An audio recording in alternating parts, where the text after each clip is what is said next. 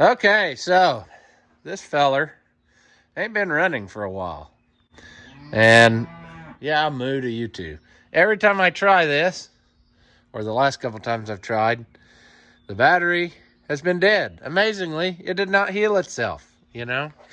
So I've had the charger on it for a while, and we will see if it will come to life now. Cold start, I guess, because it is kind of cold again. Oh, yeah. Good deal. Oil pressure, anytime. There we go. How are we doing with charging? Oh. Where are we? There we are. Yes, we're good. We're charging.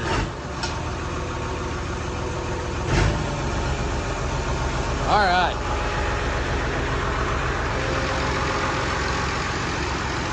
Well, I didn't have really many doubts that it would run, but I'm kind of frustrated because these batteries are really not that old, and they don't last very long in the cold, and that's what happened.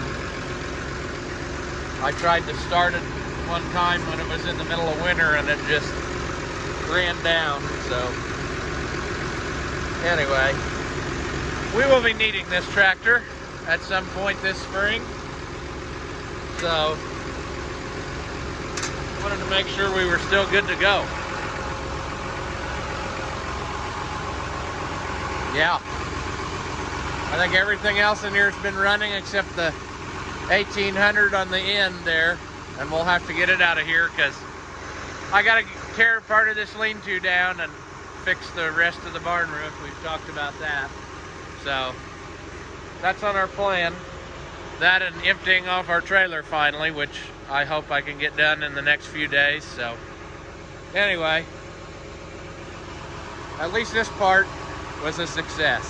I don't know what else will be in this video, but it may or may not go as well as this did.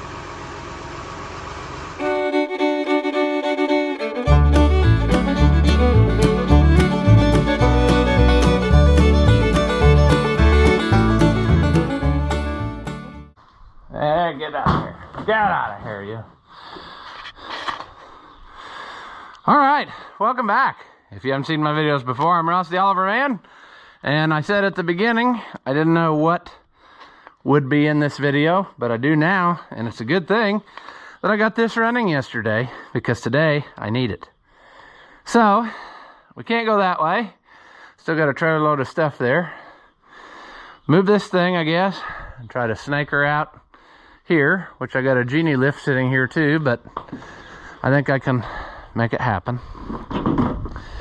And yeah, hopefully we might need to air up some tires, but we'll get a little bit of time in the seat to go get something. And what that something is, I suppose I could tell you right now, is one of the drills, grain drills that I service for the government agency is broken down not too far from here. And so I said, instead of just having the guy pull it back to town, it would make much more sense if I would just go get it from where it was. So after waiting to hear for sure that he got his seed cleaned out of it, because I don't know if he finished what he was doing with it or what, I don't really know where we were in the step of that process, but anyway, I got word that I can come get it. So we're gonna take this and go get it, and hopefully that will save me a step of having to then bring it home and unhook it and hook it to something, because I need to use the hydraulics. That's why it's a lot of times it's unhandy to work on. Like even with the service truck, I can't do a lot to it in town sometimes because you need the tractor hydraulics to, you know, run all the functions, so up and down, and the amount that it weighs, it's just awkward. It's better to use a tractor. So since it's close by, we're gonna take this and go get it. So first order of business, I suppose, is 770 delete. So we'll see if we can get this out of here again. We've had it running several times, so we should be able to. And did I leave the key No, I did not. I didn't figure I did, but sometimes I forget. Hook the battery back up. Put the battery box closed. Turn the fuel on. Climb up on it.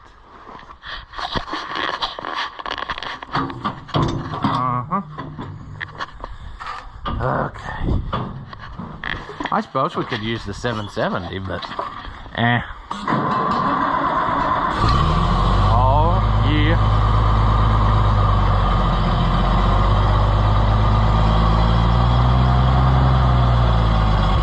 Oh, I didn't figure you'd stay running. Come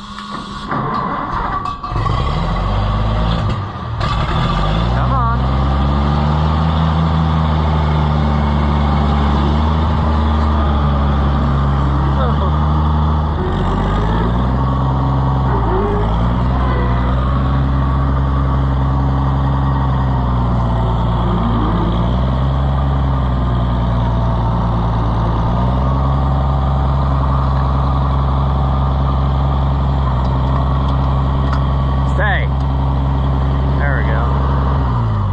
Don't underestimate my laziness. See, my goal is to not have to move that, just because that's one more thing to have to move.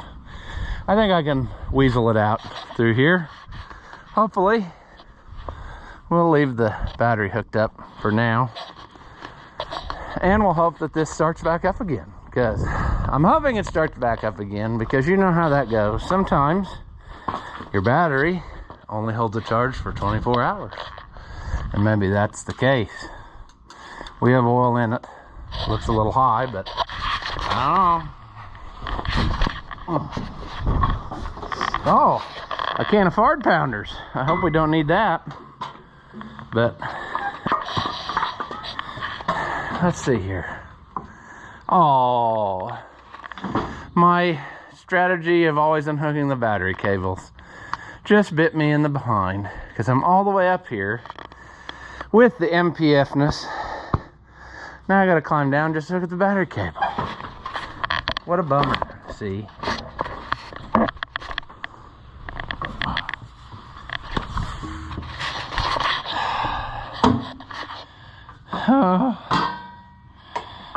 Maybe we'll stand on the ground to start it. Not safe, but it's Fat Man approved. There we go. Start. Oh, yeah. What a sweetheart.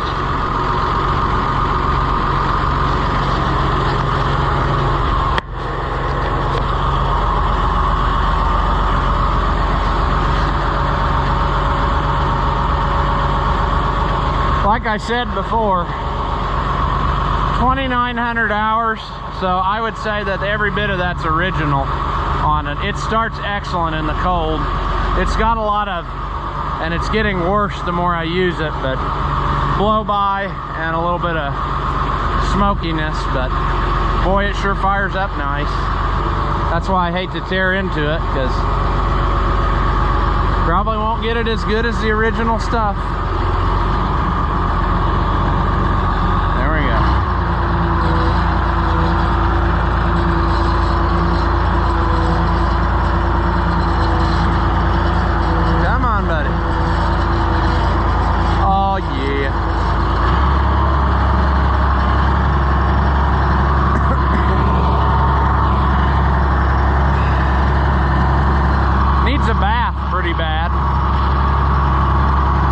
Dusty.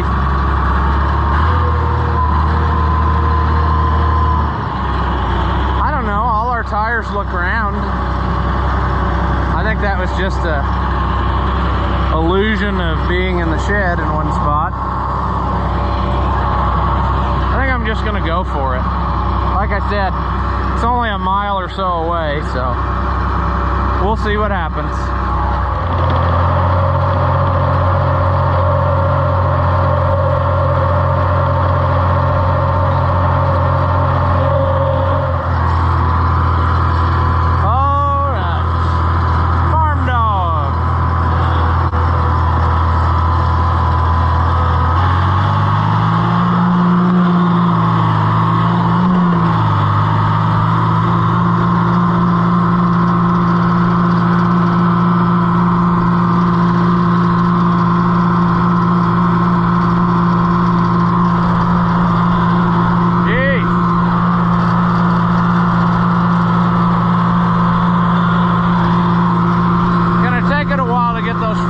spots off the tires from sitting.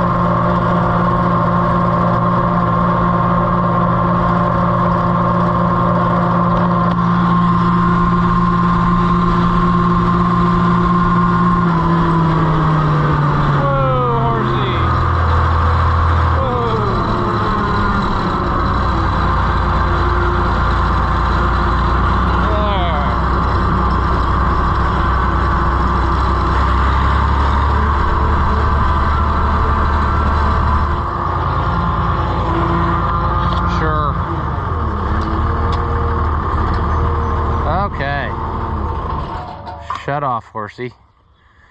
Okay, so we made that somewhat uneventful. That's good.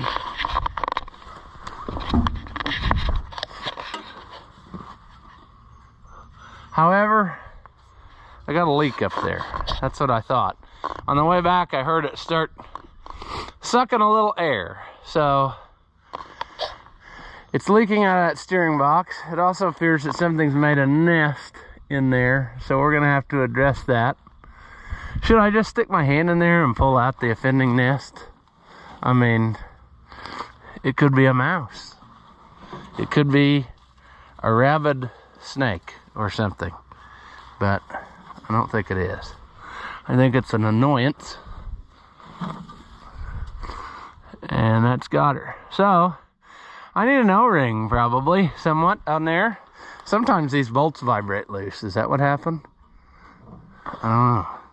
I had that on a whatchamacallit, on an 1850 I worked on before. The guy had trouble all the time with those, that vibrating loose, but that is neither here nor there. We're here for this.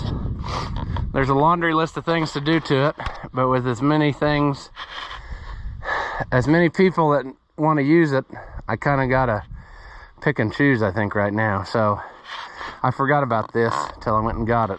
Tire keeps going down, so good thing we didn't have to go far, because that's pretty low. So we're gonna dismount that real quick and see what is the deal, you know.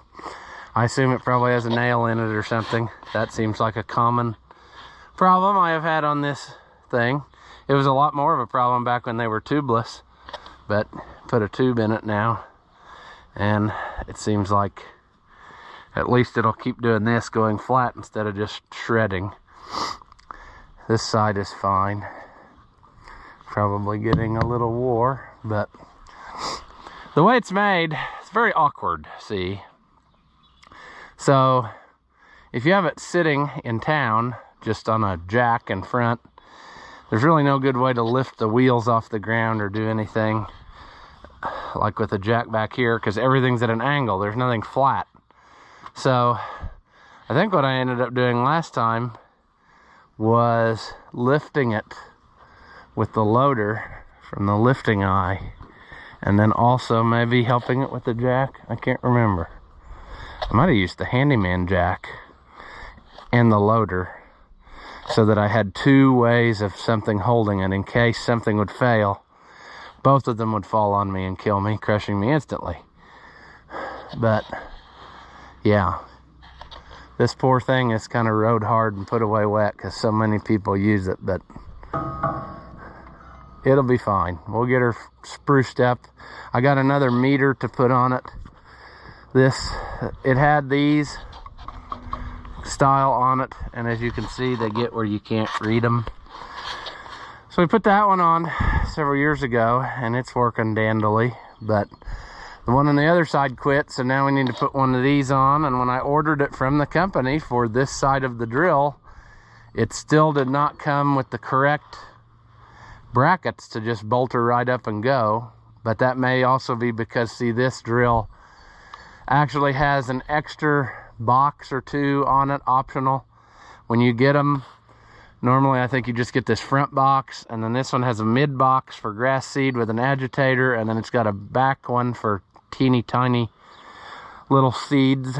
So anyway, I made a cardboard pattern when I was in town last time, and I just got to cut that out of a piece of steel and make it go on there, and then I can mount that meter up hopefully fairly quickly. And then we'll have to figure out what the issue was, which was the main reason why they called and said it had a problem. They said that this side does not drive when you let it down, and this side transmission drives the middle box, I believe, which is the agitator box for the grass seed. And it seems to me that one time or another before, I had this issue with it, and I can't remember now what that issue was, but I was thinking the issue I had was that this had slipped, and then it wouldn't shut off. So that's why you need a tractor, because we're going to have to set it down and pull it and see what happens if it's not turning. I do know that this one side, oh, that's pretty close. That probably needs some adjustment too there. Link out of a chain or something. See, now my brain's doing two things at once and I'm distracted. I'm noticing how, yeah. But anyway, what I was saying is this one side turns super slow, like when you have it in low speed, depending on your combination of sprockets. So, you know, if you're not really paying close attention, sometimes you can have her geared down where it is super duper hard to see moving from the tractor seat.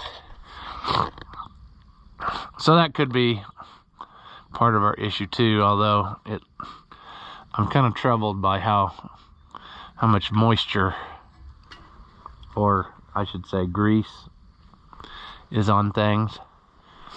What I'm saying is I hope it's not a gearbox problem, but having not pulled it yet, I don't know. He said that he thought that you could see it was turning here, so it was turning the shaft, but then it wasn't transmitting the motion here, and that is entirely possible that it's in this clutch, because like I said, I believe I've had that trouble before. Right now it is up, and it is as it should be. You know, it's far enough apart that the teeth will miss. I don't know if you have ever seen a clutch like this work, but that's basically how it works. It just, half of it turns, and then it's pushes away and spreads it open and unlocks the teeth so that when it's up in the air, nothing turns, and that's what you want. But we got to figure out why. Yeah, we got to figure out what's going on. And like I said, I can't remember if it was this one. I want to say it was down here and it was this piece. And this piece, it was, because I added a bolt to it to get it to stop what it was doing. It had actually pivoted this piece enough the last time, and it kept it running. That's how it was, because it's got two slotted holes.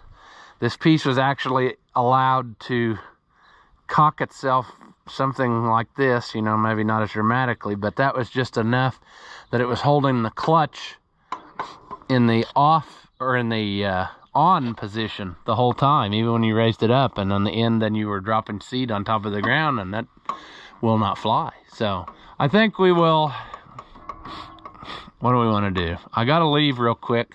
As per usual, I can never see a job through because too many people need my attention. So I can do this pretty well in the dark, I guess. So I'll go do that other job. And I'm debating whether I want to fix the tire first or pull this clutch first to figure out what that problem is and then work on the tire. You know, the tire is something that I know we can fix, no problem. That's, I mean, there's not much that can go wrong with a tire. It's got to keep air in. And if it's not doing that thing, you need to make it do that thing. So that is definitely fixable. But yeah, this could be a whole can of worms, you know, where like we end up needing to order parts and whatever. The good news is, depending on who wants to rent it next, and I know the guy that wants to rent it next, or is next in line, he wants to use it to plant soybeans. So if this side doesn't work, that ain't no problem, because the soybeans run off that side and this front box. So I guess that's where we leave her stand, and I'll get tearing into it and try to figure out what our issue is. I think I also, like I said, after that trip, I need to add more hydraulic oil. Pretty foamy and low, so yeah, just a little on the tip. So we're gonna have to deal with that. Also, just looking over at my tractor, which I haven't seen in the daylight for months, I think it's about time to make her some new hydraulic hoses here. These are looking pretty nasty. Looks like I never did that when I got the tractor. I thought that I did, but I guess I didn't. I know I put new couplers on and whatnot, because I'm thinking that it didn't have both original style things, but and I believe it did have like, it had like mismatched couplers. It had like 4 different ones. That was super annoying. So I ordered those from, I think, Sloan Express off the internet, and that was handy. So yeah, plenty of stuff for us to do. However, this takes priority because, yeah, it's a paying job. It doesn't pay to work on my own stuff, but it pays to work on this. So that's our plan. We'll see how much we can get done. Maybe by today's Wednesday. I'd like to have it ready to pick up by Friday. The next guy was going to come get it from here. So at least have it where tire's fixed, and it's ready to plant soybeans. That may require ordering parts, don't know. I'd like to also get that meter slapped on here real quick. Another problem I had trying to put that meter on in town is they didn't send enough hardware with it. They sent like a bag and it would only have 1 nut or whatever, and you needed 2 and stuff, so it was a lost cause. But also maybe worth shortening up some chains, because I probably should just be replacing some chains. But exactly how many acres are on this, but it is a ton. This sucker is out all the time, so it gets some definite miles and acres run up on it. So yeah, it needs maintenance. Usually every time I see it, it's got to have something. So I will get to working on that. Like I said, I got to run and do another job real quick whilst the sun is still up, and then